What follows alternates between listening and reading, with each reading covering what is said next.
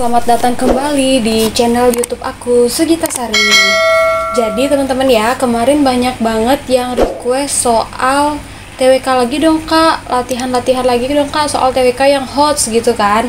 Nah jadi sekarang aku buat soal TWK nih teman-teman ya, prediksi di nanti seleksi CPNS tahun 2023 ini teman-teman. Oke, sekarang kita langsung aja yuk bahas ke soal nomor 1. Oke teman-teman, jadi ini soalnya sekarang aku bacain ya. Dalam salah satu hasil laga final yang paling membanggakan Indonesia, yakni keberhasilan Grecia Poli dan Apriani Rahayu dalam meraih emas di sektor ganda putri. Keduanya akhirnya berhasil mengakhiri paceklik medali emas Indonesia di sektor ganda putri dalam sejarah Olimpiade. Keberhasilan Grecia Apriani meraih emas tak terlepas dari kemenangan melawan Chen Qinghen dan Jia Yifan dari China di partai final ganda putri. Lewat permainan straight game, duet Grecia Apriani mengalahkan lawannya dengan skor 2-1-19 dan 2-1-15. Nah, sikap Grecia dan Apriani sebagai atlet rela berkorban mengharumkan bangsa Indonesia di ajang olahraga internasional merupakan bentuk dari sikap. Oke, teman-teman. Jadi menurut kalian mereka ini sebagai atlet gitu ya, bertanding mengharumkan nama Indonesia di ajang internasional itu termasuk apa teman-teman? Apakah cinta negara, nasionalisme, bela negara, membuat bangsa Indonesia bangga ini ya, membuat bangsa Indonesia bangga. Ini kurangnya teman-teman ya, membuat bangsa Indonesia bangga atau patriotisme nih teman-teman. Jawabannya apa ini ya? Kita harus bisa membedakan. Oke, kita lihat di next slide. Oke. Jadi jawabannya ini teman-teman ya. Jawabannya adalah yang B, adalah nasionalisme. Oke, kita balik lagi. Berarti ini jawabannya adalah yang B. Adakah teman-teman yang menjawab B, teman-teman? Nah, penjelasannya di sini teman-teman. Jadi, kalau ada yang nanya ya teman-teman ya, apa sih kak bedanya nasionalisme, bela negara, sama patriotisme? Itu tiga ini tidak terlepas gitu ya teman-teman ya, sama-sama untuk Indonesia. Oke, jadi beda yang pertama nih, nasionalisme. Nah, nasionalisme sendiri nih di sini teman-teman ya, intinya nasionalisme itu apa? Ideologi yang mengutamakan kepentingan dan kebanggaan nasional sebagai prioritas utama di atas kepentingan individu atau kelompok. Nah, ini kebanggaan nasional. Di sini highlightnya teman-teman ya, ketemukan highlightnya. Nah, di sini highlightnya ya. Oke, nasionalisme menekankan pentingnya kebudayaan, identitas, dan kesatuan nasional sebagai elemen penting dari keberadaan negara. Nah, jadi si kebudayaan, identitas, sama kesatuan nasional ini yang benar-benar ditekankan dalam konsep nasionalisme nih teman-teman. Itu yang membedakan dia dari patriotisme dan cinta tanah air serta bela negara gitu teman-teman ya. Nah, nasionalisme sendiri ini sering dikaitkan dengan konsep bahwa satu bangsa memiliki hak untuk memerintah dirinya sendiri dan merdeka dari kekuasaan asing. Nah, contohnya nih, nasionalisme tuh misalnya Gerakan Kemerdekaan Indonesia yang dipimpin oleh Soekarno dan Hatta pada awal abad ke-20. Nah, pada saat itu Indonesia masih dijajah oleh Belanda dan para pejuang kemerdekaan Indonesia memperjuangkan kemerdekaan negara Indonesia dengan semangat nasionalisme yang tinggi. Gitu ya teman-teman ya, aman ya sampai di sini nasionalisme. Oke, sekarang kita lanjut ke patriotisme. Nah, patriotisme ini sendiri apa teman-teman? Sikap cinta dan kesetiaan yang kuat. Oke, di sini sikap cinta dan kesetiaan yang kuat terhadap negara tanpa mengabaikan hak-hak individu dan kelompok. Nah, kalau di nasionalisme tadi highlightnya kebudayaan, identitas, dan kesatuan nasional gitu teman-teman ya. Yang di highlight itu kebanggaan nasional gitu kan. Nah, kalau di patriotisme ini sikap cinta dan kesetiaan yang kuat terhadap negara gitu, teman-teman ya. Nah, di patriotisme ini menekankan pentingnya menjaga nilai-nilai yang menjadi dasar dari keberadaan negara. Nah, seperti kebebasan, persamaan, dan keadilan. Nah, itu namanya patriotisme, teman-teman. Nah, patriotisme sendiri itu tidak hanya berarti mencintai negara dan bangsa, tapi juga berpartisipasi aktif dalam upaya memperbaiki dan memajukan negara, apapun bentuknya itu, teman-teman ya. Nah, contoh dari patriotisme sendiri ini apa? Misal nih, upaya pahlawan revolusi Amerika Serikat George Washington dan Thomas Jefferson yang memperjuangkan kemerdekaan negara mereka dari Inggris. Nah, mereka memperjuangkan kebebasan dan hak-hak individu dengan semangat patriotisme yang tinggi. Nah, di sini teman-teman ya contohnya ya. Oke, setelah ketemu tadi perbedaan nasionalisme dan patriotisme, sekarang kita lanjut ke bela negara sendiri ya teman-teman. Nah, bela negara sendiri adalah konsep yang menekankan pentingnya setiap warga negara untuk bertanggung jawab terhadap keamanan dan kedaulatan negara. Nah, ini teman-teman ya, highlightnya di sini teman-teman, keamanan dan kedaulatan negara. Oke.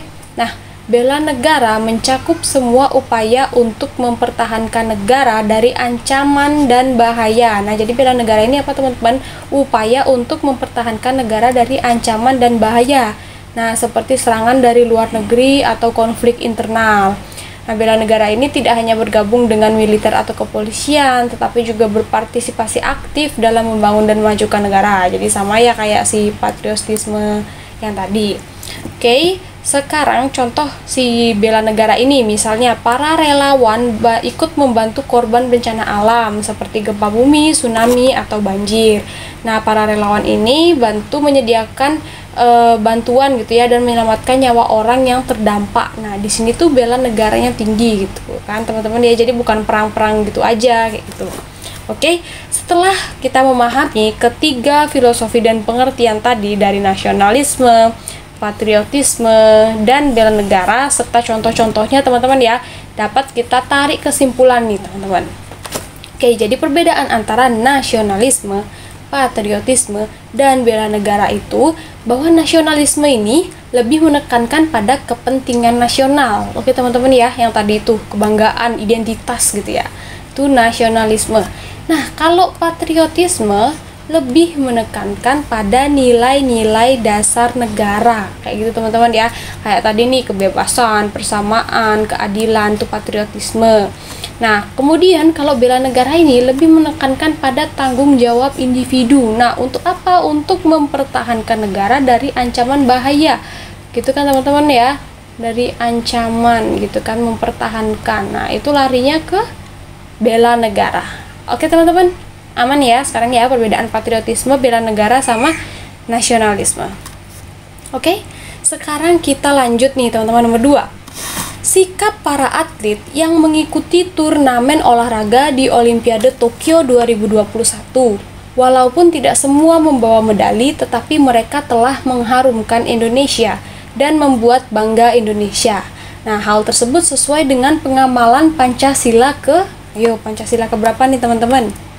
Yuk, nah jawabannya adalah yang C. Oke, Pancasila, sila ketiga, Persatuan Indonesia, teman-teman ya. Nah, kenapa nih Kak bisa jawabannya adalah Persatuan Indonesia gitu kan? Oke, kita lihat pembahasannya. Oke, sesuai dengan sikapnya si atlet tersebut gitu ya. Nih, dapat kita lihat dari pengamalan Pancasila sila ketiga. Nah, sila ketiga ini apa? Persatuan Indonesia. Nah, di dalam butir-butir sila ketiga ini ada butir yang berbunyi, nah, bagi mereka rela berkorban demi kepentingan bersama dan juga membuat bangga negara Indonesia. Oke, jadi kalau ada orang yang kasusnya rela berkorban gitu kan demi kepentingan bangsa negara Indonesia gitu, ya itu pasti adalah sila ketiga gitu teman-teman ya, kalau misalnya menemukan kasus di soal seperti ini. Oke teman-teman, aman ya. Oke, sekarang kita lanjut ke soal nomor 3. Nah, GAM adalah sebuah organisasi yang memiliki tujuan supaya daerah Aceh atau yang sekarang secara resmi disebut Nanggroe Aceh Darussalam lepas dari Negara Kesatuan Republik Indonesia. Konflik antara pemerintah dan GAM yang diakibatkan perbedaan keinginan ini telah berlangsung sejak tahun 1976. Lama juga teman-teman ya. Nah, dan menyebabkan jatuhnya korban sekitar 15.000 jiwa gitu. Gerakan ini juga dikenal dengan nama Aceh Sumatera National Liberation Front atau SNLF. GAM dipimpin oleh Hasan Ditiro yang sekarang bermukim di Swedia dan berkewarganegaraan Swedia. Nah, dari cerita tersebut merupakan bentuk dari apa teman-teman? Pemberontakan kah? Nasionalisme udah nggak mungkin ya. Separatisme kah? Apa chauvinisme kah? Memisahkan diri dari negara Indonesia. Ayo teman-teman, jawabannya mana? Oke, jadi jawabannya adalah yang C, yaitu teman-teman ya, separatisme. Oke. Nah, dari cerita yang kita udah baca tentang GAM tadi itu, mengapa sifatnya adalah separatisme? Dan separatisme politis ini sendiri merupakan suatu gerakan untuk mendapatkan kedaulatan dan memisahkan suatu wilayah atau kelompok manusia dari satu sama lain. Nah, istilah ini biasanya tidak diterima para kelompok separatis sendiri karena mereka menganggapnya kasar dan memilih istilah yang lebih netral seperti determinasi diri. Oke, jadi ini separatismenya ini lebih kasarnya teman-teman ya. Tapi separatisme sendiri ini artinya adalah memisahkan diri kayak gitu teman-teman ya. Kalau misalnya ada dalam suatu negara. Jadi bukan yang ini teman-teman ya. Jadi bukan yang ini. Oke. Kita lanjut. Nomor 4. Pertempuran Ambarawa adalah pertempuran yang terjadi antara tentara Indonesia dengan tentara Inggris. Nah, peristiwa ini terjadi antara 20 Oktober sampai 15 Desember tahun 1945 di Ambarawa, Kabupaten Semarang, Jawa Tengah. Nah, pertempuran Ambarawa dimulai saat pasukan Sekutu dan Nica atau pemerintah sipil Hindia Belanda mulai mempersenjatai tawanan perang Belanda di Ambarawa dan Magelang. Siapa yang memimpin pertempuran Ambarawa tersebut? Oke teman-teman, jadi setelah waktu SKD ini soal-soalnya nggak melulu soal pilar negara atau segala macam. Nah, di materi nasionalisme gitu ya teman-teman ya, di tema nasionalisme nih kan teman-teman ya, kalau misalnya TWK ini biasanya masuk ini kisah-kisah dari pra kemerdekaan gitu kan, sampai di saat kemerdekaannya maupun di pasca kemerdekaannya nih teman-teman harus pelajari semua nih bagian-bagian dari masing-masing peristiwa saat pra, saat, dan pasca dari kita merdeka gitu teman-teman ya. Jadi soalnya bisa juga kena-kena ke situ. Nah, tapi maksudnya tuh secara tersirat gitu. Jadi nggak yang bener-bener hafalan banget gitu teman-teman ya. Oke, jadi ini jawabannya siapa teman-teman kalau di Ambarawa? Oke, kita lihat pembahasannya teman-teman ya. Nah, jadi yang memimpin pertempuran Ambarawa sendiri adalah Kolonel Sudirman. Nah, langsung memimpin pasukannya yang menggunakan taktik gelar supit urang. Nah, ini nama taktiknya nih, gelar supit urang atau pengepungan rangkap dari kedua segi sehingga musuh benar-benar terkurung. Oke teman-teman ya, kalau ini sifatnya sih hafalan banget ya. Oke, aman ya teman-teman ya. Kita lanjut. Di bawah ini merupakan contoh sikap nasionalisme dan patriotisme di lingkungan sekolah kecuali. Oke, tadi apa tadi teman-teman? Nasionalisme itu sikapnya identitas itu teman-teman ya, menekankan pada identitas. Nah, identitas teman-teman, dan patriotisme ini ya teman-teman ya, jiwa kesetiaan gitu ya, jiwa kesetiaan terhadap negara dan bangsa gitu ya. Kecuali yang mana nanti teman-teman? Mentaati peraturan sekolah ya jelas, mengikuti upacara jelas, belajar dengan sungguh-sungguh, apalagi menjaga lingkungan sekolah, apalagi yang tidak itu ya datang terlambat ke sekolah. Ini teman-teman ya udah jelas nih, benar-benar tidak mencerminkan sikap nasionalisme dan patriotisme kayak gitu ya teman-teman ya, masa generasi muda seperti itu. Oke teman-teman, kita lanjut ke soal nomor 6. Nah, setiap hari Senin, hari kemerdekaan atau peringatan Hari Pahlawan, di sekolah pasti akan mengadakan upacara. Nah, dalam upacara pasti semua siswa dan dewan guru serta staf mengikuti dengan hikmat upacara tersebut. Nah, kegiatan upacara tersebut bertujuan untuk memupuk jiwa nasionalisme siswa, dewan guru, dan staf di sekolah. Nah, sikap nasionalisme tersebut sesuai dengan pengamalan Pancasila. Nah, yaitu yang mana nih teman-teman? Kalau udah isi nasionalisme gitu kan. Apalagi contoh sikap nasionalismenya di sini adalah mengikuti upacara bendera gitu. Berarti kan kita hormat terhadap bangsa dan negara gitu teman-teman ya. Yang mana teman-teman? Tidak lain dan tidak bukan adalah Sila Persatuan Indonesia gitu teman-teman ya. Ini udah jelas sekali teman-teman ya. Oke, kita lanjut ke soal nomor 7. Indonesia merupakan negara yang memiliki sumber daya alam atau SDA yang melimpah dan juga tidak terbatas. Nah, berbagai daerah di Indonesia juga dikenal sebagai penghasil berbagai jenis bahan tambang seperti petroleum, timah, gas alam, nikel, tembaga, bauksit, timah, batu bara, emas, dan perak. Nah, dalam hal tersebut diatur dalam UUD 45 yang mana nih teman-teman? Oke, jadi dalam mempelajari UUD 1945 nih kalian juga harus memahami gitu teman-teman ya. Memahami apanya? Nah, ini ada dua nih teman-teman. Kalian bisa buka pengertian dan kupas tuntas terkait pembukaan UUD 1945 di videoku yang sebelumnya teman-teman ya. Nah, untuk di UUD 1945 sendiri yang harus kita pahami ada pembukaan dan isinya teman-teman ya, dimana di dalamnya ada pasal-pasal ya, meskipun jangan dihafalin banget gitu teman-teman ya, dipahami gitu teman-teman ya. Misalnya ini yang mengatur tentang SDA itu di pasal berapa teman-teman? Yuk. Oke, jadi jawabannya adalah yang D teman-teman ya, pasal 33 ayat 3 yang berbunyi teman-teman, bumi dan air dan kekayaan alam yang terkandung di dalamnya dikuasai oleh negara dan dipergunakan untuk sebesar-besar kemakmuran rakyat. Oke teman-teman ya, udah jelas banget ya, kita harus pahami isi dari si UUD 45 ini sendiri teman-teman. Oke, kita lanjut nomor 8. Negara Indonesia memiliki bahasa daerah yang sangat banyak, tetapi yang dijadikan sebagai bahasa pemersatu adalah bahasa Indonesia. Seperti salah satu hasil Sumpah Pemuda yang berisi bahwa kami putra dan putri Indonesia menjunjung bahasa persatuan bahasa Indonesia. Ayo, ini baitnya keberapa teman-teman? Berkaitan dengan hal tersebut juga sudah diatur dalam UUD 45 pada pasal berapa nih teman-teman? Nah, jadi tentang bahasa Indonesia ini sudah diatur juga teman-teman ya. Pada pasal berapa? Jawabannya adalah A. Nah, ini teman-teman ya. Pada pasal 36. Nah, jangan sampai lupa nih teman-teman ya. Pasal-pasal sepertinya dekat-dekat di teman-teman, pasal 35, pasal 36 ini yang membahas tentang identitas negara gitu teman-teman ya. Hafalin aja sekitar situ. Nah, identitas negara ini berupa apa teman-teman?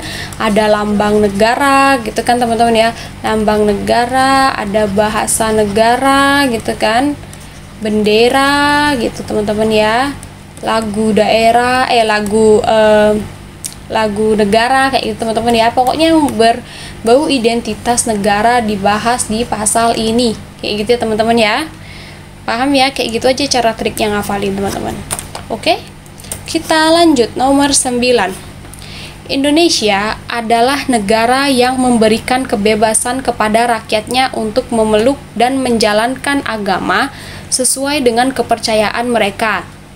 Nah, di Indonesia sendiri ada 6 agama yang disahkan oleh UUD 1945 dan juga sesuai dengan sila pertama Pancasila. Diatur dalam pasal berapakah hal tersebut? Nah, ini sekarang UUD 45 gitu teman-teman ya, yang mengatur tentang agama. Nah, ini teman-teman, jangan lupa ya teman-teman ya. Kita lihat. Jelas banget nih, pasal 29 nih mengatur tentang agama gitu teman-teman ya. Bunyinya apa nih pasal 29 ayat 2? Negara menjamin kemerdekaan tiap-tiap penduduk untuk memeluk agamanya masing-masing dan untuk beribadat menurut agamanya dan kepercayaannya itu. Oke teman-teman, jadi jawabannya adalah yang B. Oke, selanjutnya teman-teman, nomor 10. Pada tanggal 23 Januari tahun 1950, Angkatan Perang Ratu Adil atau APRA yang dipimpin oleh Raymond Westerling melakukan kudeta militer di kota Bandung, Jawa Barat. Nah, Westerling adalah Kapten KNIL atau tentara kerajaan pada zaman Hindia Belanda yang dengan dukungan dari Belanda dan berbagai elemen minoritas berupaya untuk menggulingkan negara Republik Indonesia yang baru saja didirikan oleh Soekarno. Nah, kalau baru saja didirikan berarti ini kejadiannya pas kapan teman-teman? Pemberontakan tersebut terjadi pada saat nih baru saja didirikan, itu berarti pada masa awal kemerdekaan nih teman-teman ya, kejadian si APRA ini. Kita harus pintar-pintar membaca clue dari soal gitu ya teman-teman ya. Nah ini nih sekilas tentang pemberontakan APRA. Jadi ini yang tadi aku bilang ya, kita harus belajar peristiwa-peristiwa dari pra kemerdekaan, saat kemerdekaan, maupun saat kita udah merdeka atau pasca kemerdekaan ya teman-teman ya. Bagaimana kita memperjuangkan, kemudian bagaimana kita mempertahankan kemerdekaan itu. Ada peristiwa-peristiwa apa aja sih yang terjadi di Indonesia kayak gitu. Itu penting juga ya teman-teman ya. Oke, jadi pemberontakan APRA ini sebenarnya terjadi pada awal kemerdekaan Indonesia, teman-teman. Nah, APRA ini apa sebenarnya sih, teman-teman? Itu adalah gerakan separatisme dari daerah-daerah yang ingin memisahkan diri dari Indonesia. Nah, hal ini menunjukkan bahwa pengakuan kemerdekaan Indonesia itu belum sepenuhnya diterima oleh seluruh daerah di Indonesia nih, teman-teman ya. Meskipun kita udah merdeka, tapi di internal kita sendiri masih ada pemberontakan. Nah, oleh karena itu diperlukan upaya untuk mempersatukan seluruh rakyat Indonesia dalam satu negara yang merdeka dan bersatu. Oke, teman-teman. Sekarang kita lanjut ke soal nomor 11. Nah, Indah dan Mita adalah teman dekat di sekolah. Walaupun mereka berdua memiliki perbedaan, tetapi saling menghormati dan menghargai satu sama lainnya. Nah, saat akhir pekan, Indah ingin bermain ke rumah Mita. Tapi setelah Mita beribadah sesuai dengan agamanya, baru mereka akan bermain bersama. Jadi prioritas dulu teman-temannya ibadah. Nah, dari uraian di atas, hal tersebut sesuai dengan nilai Pancasila yang mana teman-teman. Karena udah ada urusannya dengan agama, itu mengandung, itu di dalamnya adalah mengandung butir Pancasila yang mana teman-teman? Ketuhanan yang Maha Esa. Oke teman-teman ya, udah sangat jelas teman-teman ya, itu merupakan salah satu butir yang terkandung dalam sila pertama, yaitu ketuhanan yang Maha Esa, yaitu sikap toleransi, saling menghargai dan menghormati satu sama lain dalam perbedaan beragama. Oke teman-teman ya, jadi nanti aku akan membahas dalam video khusus butir-butir Pancasila gitu teman-teman ya, dan gimana trikku menghadapi kemarin soal-soal TWK ini sehingga kemarin nilai skorku bisa 125 nih teman-teman untuk TWK ya. Jadi aku ada tips trik khusus dan nanti aku bahas dalam satu video sendiri ya teman-teman ya. Oke, untuk soal selanjutnya. Kedaulatan adalah kekuasaan tertinggi pada suatu negara yang berlaku terhadap seluruh wilayah dalam negara tersebut. Nah, ada berapa sifat kedaulatan? Oke teman-teman, ini penting ya teman-teman ya. Jadi kedaulatan Indonesia sendiri itu ada berapa sifat gitu ya. Nah, jadi teman-teman, kedaulatan itu ada 4 sifat nih teman-teman sebenarnya ya. Nah, sifat yang pertama adalah permanen. Nah, artinya sendiri kedaulatan itu tetap ada selama negara itu tetap berdiri. Oke teman-teman. Sekarang yang kedua, asli gitu kan. Artinya kedaulatan tidak berasal dari kekuasaan lain yang lebih tinggi. Yang ketiga adalah bulat atau tunggal. Artinya kedaulatan tidak dapat dibagi-bagi karena akan mengaburkan sifat kedaulatan sebagai kekuasaan tertinggi. Setelah permanen, asli, dan bulat atau tunggal, yang terakhir sifat kedaulatan adalah tidak terbatas. Nah, artinya apa? Kedaulatan tidak dapat dibatasi oleh apapun dan siapapun. Gitu teman-teman ya. Jadi jawabannya adalah B, yaitu 4 sifat dari kedaulatan. Oke teman-teman? Aman ya? Ini jangan lupa dipahami juga teman-teman. Oke, lanjut kita soal nomor 13. Operasi Trikora atau Trikomando Rakyat itu adalah konflik 2 tahun yang dilancarkan Indonesia untuk menggabungkan wilayah Irian Barat Papua. Pada tanggal 19 Desember tahun 1961, Soekarno sebagai Presiden Indonesia mengumumkan pelaksanaan Trikora di alun-alun utara Yogyakarta. Soekarno juga membentuk Komando Mandala nih teman-teman ya untuk Trikora ini. Nah, operasi tersebut merupakan bentuk bela negara yang bertujuan untuk apa teman-teman nih? Trikomando Rakyat nih untuk apa? Oke teman-teman, jawabannya adalah yang A nih teman-teman ya. Jadi Trikora ini sendiri memiliki tujuan untuk merebut kembali Irian Barat dari Belanda dan menggagalkan pembentukan negara boneka Papua buatan Belanda. Nah, jadi tujuan Trikora sendiri ada ini teman-teman ya, untuk merebut kembali Irian Barat dari Belanda dan menggagalkan pembentukan negara boneka Papua buatan Belanda. Aman ya teman-teman ya. Jadi operasi Trikora sendiri ini juga menjadi salah satu momen penting dalam sejarah perjuangan dan persatuan bangsa Indonesia, teman-teman ya. Oke teman-teman, sekarang soal nomor 14. Nah, guru merupakan pahlawan tanpa tanda jasa, dengan tugas utama mendidik, mengajar, membimbing, mengarahkan, melatih, menilai, dan mengevaluasi peserta didik. Dalam menjalankan tugasnya, setiap guru pasti memiliki pendekatan yang berbeda dengan siswanya. Nah, setiap guru pasti memiliki nilai tersendiri oleh siswanya. Dalam hal tersebut merupakan bentuk apa nih teman-teman? Kalau guru gitu kan, apakah profesionalitas kerja, bela negara, pengabdian sesuai dengan profesi, nasionalisme, atau cinta tanah air nih teman-teman? Jelas banget nih teman-teman ya, ada seorang profesi guru dan dia mengajar sesuai dengan tugas pokok dan fungsinya gitu teman-teman ya. Jadi otomatis ini adalah salah satu contoh sikap pengabdian sesuai dengan profesi teman-teman ya.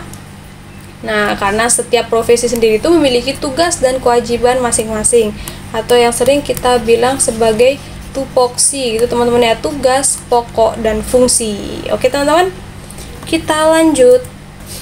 Nah, bentuk bela negara di lingkungan masyarakat. Oke, jadi bentuk bela negara ini kan banyak ya teman-teman ya. Ada di lingkungan masyarakat, ada di lingkungan sekolah, atau lingkungan yang lain-lain gitu teman-teman ya. Nah, contohnya apa nih teman-teman? Jawabannya adalah yang A. Nah, kalau untuk di lingkungan masyarakat sendiri, bentuk dari bela negaranya itu adalah saling tolong-menolong. Nah, serta adanya tenggang rasa atau tepas selira gitu teman-teman ya. Tepas selira, toleransi gitu ya, itu salah satu bentuk dari bela negara. Itu ya teman-teman ya. Oke, sekian dulu pembahasan soal TWK HOTS gitu teman-teman ya. Untuk part 1 nih teman-teman ya. Ini baru part 1 teman-teman. Untuk selanjutnya kita bahas di part 2 teman-teman ya. Stay tune ya teman-teman. Kenapa aku nggak jadi satu nih, takut kalau kelamaan ini jadi bosen gitu ya, pusing jadi belajar ya teman-teman ya. Jadi teman-teman kalau mau diskusi sama aku terkait soal CPNS atau yang lainnya gitu ya, bisa langsung aja tonton video aku atau komen boleh, atau DM di Telegram dan DM di Instagram, bebas aja teman-teman. Oke teman-teman, semangat terus belajarnya pokoknya teman-teman ya. Jangan lupa jaga kesehatan terus, dan semoga kalian bisa menyusul menjadi bagian dari ASN di tahun 2023 teman-teman ya. Tetap semangat teman-teman. Sampai jumpa di video selanjutnya di part 2. Bye bye.